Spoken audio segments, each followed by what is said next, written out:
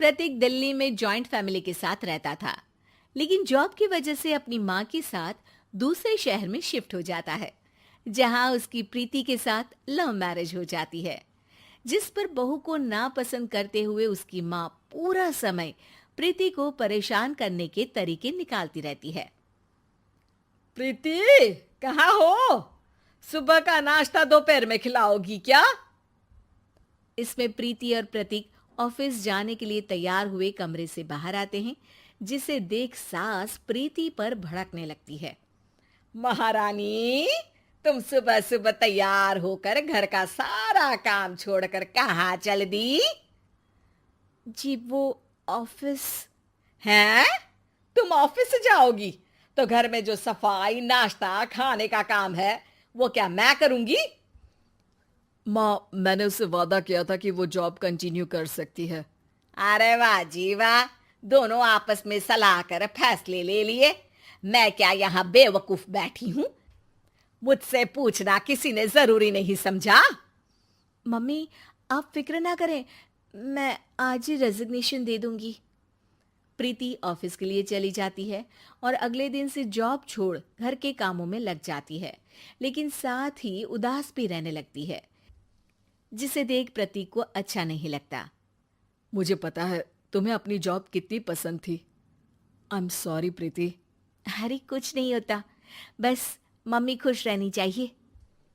अब प्रीति अपनी सास को खुश करने और उनका दिल जीतने की जी तोड़ कोशिश करती रहती है, पर सास कभी उससे सीधे मुंह बात तक नहीं करती। इसी तरह दिन बीतने लगते हैं। एक शाम प्रतीक ऑफिस से परेशान घर वापस आता है। माँ, चाची का फोन आया था। दादी की तबीयत बहुत खराब है, हमें दिल्ली जाना होगा। पति की बात सुन प्रीति तो पैकिंग शुरू भी कर देती है, पर माँ वहीं बूत बनी खड़ी रह जाती है। लगता है मम्मी अपनी सास से बहुत प्यार करती हैं, तभी उनके बीमार होने की खबर सुन शॉक में आ गई। ये प्यार नहीं, परेशानी है। तुम तो ऐसे सोचो कि अब से जब तक दिल्ली में हो तुम्हारे अच्छे दिन शुरू। अच्छा, ऐसा क्या है दिल्ली में? वो तुम्हें कुछ ही घंटों में पता चल जाएगा।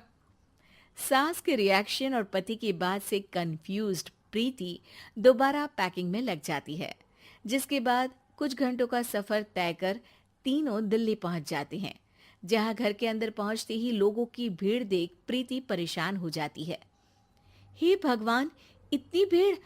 प्रतीक, कहीं तुम्हारी दादी को कुछ हो तो नहीं गया ना? पागल, ये भीड़ नहीं, मेरा परिवार है। क्या? इसे तुम परिवार कहते हो?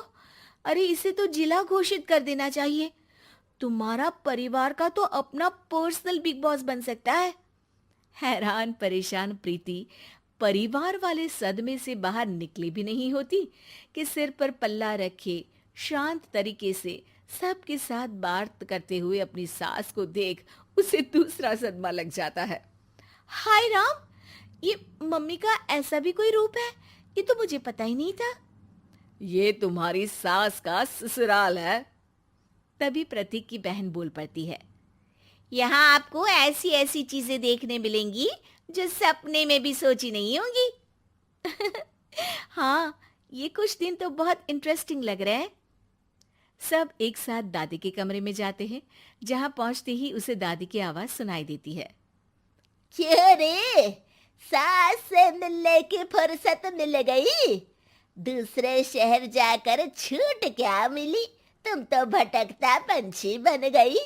इतने समय में ये तक नहीं पूछा कि जिंदा भी हूं या मर गई। प्रीति की सास अपनी सास के पैर छूती है। अरे कैसी बात कर रही है मम्मी, आपको तो मेरी उम्र भी लग जाए। अरे बस कर, ये झूठी उम्र देने वाली बातों का दिखावा ना कर। तेरा बस चले ना तो जो मेरी बची कुची जिंदगी है वो भी अभी खत्म कर दे। अरे बहू कहाँ है? इस पर सास प्रीति को दादी से मिलवाती है। दादी प्रीति को बहुत प्यार देती है। क्यों बहू, तेरी ये सास परेशान तो नहीं करती ना? अगर करती है तो अभी बता दे, मैं इसकी क्लास लगा दूंगी। अरे कैसी बात कर रही हैं माँ जी, भला मैं क्यों किसी को परेशान करूंगी। प्रीति अपनी सास का ये रूप एंजॉय कर ही रही होती है कि तभी चाची वहां आकर प्रीति को अपने साथ ले जाती है।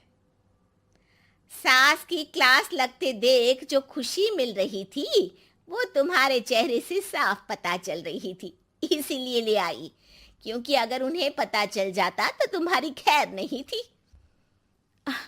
थैंक यू चाची जी। चाची और प्रीति घर में झूले पर बैठी बात कर ही रही होती है कि उसकी सास भी वहां आ जाती है।